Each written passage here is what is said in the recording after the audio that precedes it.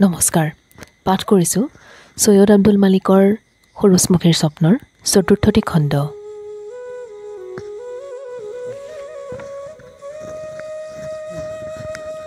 বোকাবোৰৰ পৰা এটা সেমেকা কেঁচা গোন্ধ ওলাইছে। বাটৰ দুয়োকাষৰ গছপাতবোৰৰ পৰাও এটা চিনাকি সজীৱ গোন্ধ আহিছে। বননিৰ চিনাকি আদিম গোন্ধ। গোলচ নৰল। বৰষুণ দিয়া ৰাতি, বেছি আন্ধাৰ হ'লে বাঘলৈ ভয়। গৰু বিচাৰি আহি যদি তাকে লগ পায়হি, অৱশ্যে তাৰ হাতত দাখন আছে, বিশেষ ভয় নাই। আৰু পকা চেনি চম্পা কল দুআশীও কান্ধতে আছে। সি কল এটা ছিঙি খালে, বৰ ভাল নালাগিল, সিমান সোৱাদ নহয়। সি আৰু এটা কল খালে। নিজৰ ঘৰখনলৈ তাৰ বৰ বেছি মোহ নাই। পিছে ঘৰলৈকে নগৈনো যাব কলৈ? ভগা হওক চিগা হওক নিজৰ ঘৰখন, তাতে মাকো আছে ঘৰত। বোকাতে খোপনি পুতি পুতি সি আগবাঢ়িল। ঘৰলৈ এতিয়াও ভালেমান ডোখৰ আছে, প্ৰায় এমাইলেই। বৰষুণৰ মাজত কেতিয়াবা মনটোৱে ক'ৰবালৈ উৰা মাৰে। মাজে মাজে চেনিমাৰীৰ কথা তাৰ মনত পৰে। পথাৰত কোৰ মাৰি থাকোঁতে, চোতালত বহি এছাৰি কোৰালি থাকোঁতে, এনেই অকলশৰে বাটে বাটে গৈ থাকোঁতে তাৰ কেতিয়াবা চেৰেংকৈ চেনিমাৰীৰ কথা মনত পৰে। মনত পৰিলে তাৰ ইছাত বিচাত লাগে। চেনিমাই পুৰণি ডালিমৰ ছোৱালী। দেখাই মেলাই ছোৱালীজনী বৰ ৰূপহী নহ'লেও বেছ শকতাৱতজনী আছিল। বাপেক অলপ এককুবীয়া ধৰণৰ মানুহ। তাইও অলপ আপোন মনা চলাবিধৰ ছোৱালী আছিল। ইটো সিটো কাৰণত পুৰণি ডালিমলৈ গোলচ মাজে মাজে যায়। ইঘৰ সিঘৰ সোমাই তামোল চালি খাই আহে। চেক বুজি জীয়াৰীহঁতৰ মতিগতিৰো গম লৈ আহে। তেনেকৈয়ে গোলচৰ চিনাকি হৈছিল চেনিমাৰীৰ লগত। কথা বতৰা পাতি ছোৱালীজনীক তাৰ ভাল লাগি গৈছিল। চেনিৰো তালৈ মৰম সোমাইছিল। ক্ৰমে সি গাঢ় হৈ আহিছিল। কিন্তু গোলচৰ তেতিয়া অৱস্থা নাই। ডেকচাৰকৈ বিয়া পাতি চেনিমাইক আনিব পৰাৰ কোনো উপায় নাই, আৰু তালৈ চেনিমাইক বিয়া দিয়াৰো আশা নাই। চেক বুজি এদিন গোলচে চেনিক পলুৱাই নিয়াৰে দিহা কৰিছিল। চেনিও মান্তি হৈছিল। ডালিম গাঁৱত ছোৱালী ধৰি নিয়া পলুৱাই নিয়া কোনো নতুন কথা নহয়। ছোৱালীজনীৰ মন পোৱাটোৱেই আচল কথা। 2 বছৰৰো বেছি হ'ল। এৰা 3 বছৰেই হয় আৰু। সেইদিনাও এনেকুৱা বোকা বৰষুণৰ মাজেদিয়ে সি চেনিমাইহঁতৰ ঘৰলৈ গৈছিল। চেনিমাইহঁতৰ বৰঘৰৰ পিৰালিত আন্ধাৰে মুন্ধাৰে লুকাই থাকোঁতে তাৰ বুকুখন ঢিপঢিপাই উঠিছিল। কিজানি কোনোবাই দেখে।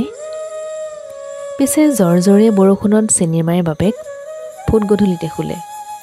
তাইহে ৰান্ধনীশালত কাঁহী বাতি খুটুং খাটাং কৰি আছিল। সি বেৰৰ জলঙাই দি জুমি চাই দেখিলে অকল চেনিমাইহে আছে, আৰু কোনো নাই। সি বেৰত টুকুৰিয়ালে। চেনি ওলাই আহিল। দুয়োটা পলাল।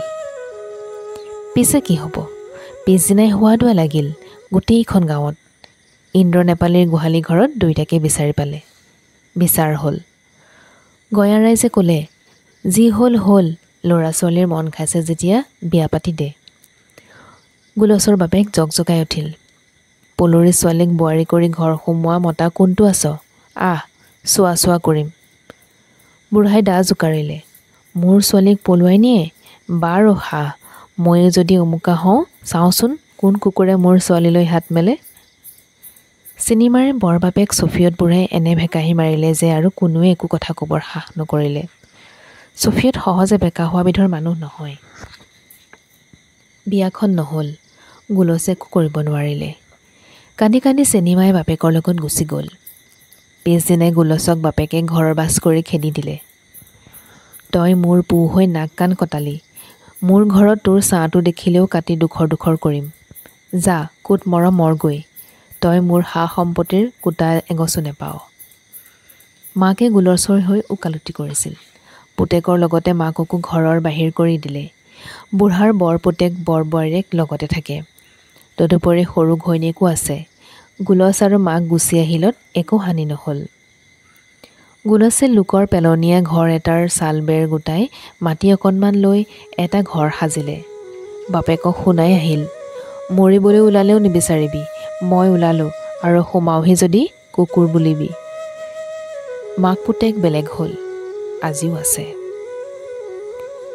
3 বছৰেই হ'ল সি। বাপেকৰ লগত গোলচৰ দেখা দেখি হ'লেও মাত বোল আজিও হোৱা নাই। মাকক কোনোৱে বুজনি দিয়ে। ডন কাজিয়ানো কাৰ নেলাগে, ঘৰখন এৰি অহৌ বুলিয়ে গোলচটোৰ লগত কেনেকৈ থাকিবি? সেইখন তোৰ ঘৰ, গোলচক লৈ তালৈ ঘূৰি যা। গোলচৰ মাক গোজগোজাই উঠিল। সতিনী খাটিবলৈ আৰু নাযাওঁ, পাতৰাণীকে ৰৈ থাকক। নিজৰ ল'ৰাক ঘৰৰ বাজ উলিয়াই খেদোৱা মানুহৰ লগত মানুহে ঘৰ কৰি নাখায়, কুকুৰেহে ঘৰ কৰে। গোলচৰ বাপেককো দুই চাৰিয়ে গোলচ আৰু মাকক আকৌ চপাই ল'বলৈ ধৰিছিল, কিন্তু বুঢ়াৰ সিদ্ধান্ত অলৰচৰ। মই সিহঁতক মাতিবলৈ যাম।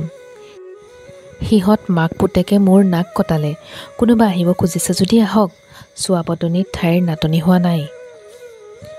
গোলচ অৱশ্যে দৃঢ় সংকল্প, জীয়াই থকা কালত সি আৰু বাপেকৰ মজিয়াত ভৰি নিদিয়ে, লাগিলে যেই হওক। অৱশ্যে মাক তাৰ লগৰগৰা বাপেকৰ লগলৈ যোৱা হ'লে সি ভালেই পালেহেঁতেন। সি সম্পূৰ্ণ মুকলিমূৰীয়া হ'লহেঁতেন, তাক হকা বাধা কৰোঁতা কোনো নাথাকিলেহেঁতেন।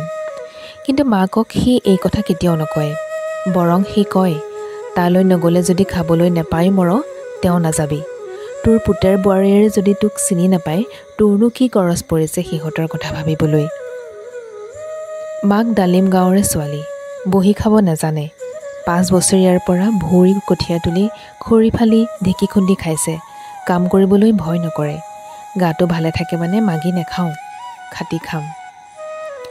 মাক থকাৰ কাৰণে গোলচৰ নিজৰ ঘৰখনৰ চিন্তা বৰ বেছি নকৰিলেও চলে। মাকেই গৰু গাই হাঁহ কুকুৰা সকলোতে চকু দি চলাই থাকে। তথাপি পামত বেছিদিন থাকিলে গোলচৰ মাকৰ কাৰণে চিন্তা হয়। কিজানি নিমখ শেষ হ'ব পায়, উলিওৱা চাউল বা আছেনে নাই, চুৰচাৰী বা কি আমনি কৰিছে। ঘৰখনলৈ বেছিকৈ মনত পৰিলে সি পামৰ পৰা গুচি আহে। তেতিয়া সি ৰ'দ বৰষুণ একোলৈ কাণসাৰ নকৰে। তেতিয়া তাৰ মাকলৈ মৰম লাগি যায়। আন্ধাৰ হৈ আহিল, বৰষুণ এৰা নাই। আকাশত জোন আছিল যদিও মেঘে ঢাকি ৰাখিছে। উমানতে গোলচ আগবাঢ়িল, গাটো তাৰ গধুৰ গধুৰ লাগিল। গাঁৱত বেলি পৰিলেই ৰাতি হয়। সি আন্দাজ কৰি চালে, ঘৰলৈ আৰু বেছি দূৰ নাই, কেঁকুৰিটো ঘূৰিলেই সি ঘৰৰ পদূলি ওলাব। হঠাৎ সি ৰ'ল, অকণমান কিবা এটা ভাবিলে, তাৰ পাছত সোঁফালে ঘূৰি খোজ ল'লে। ঘৰলৈ নহয়, তৰাহঁতৰ ঘৰলৈ।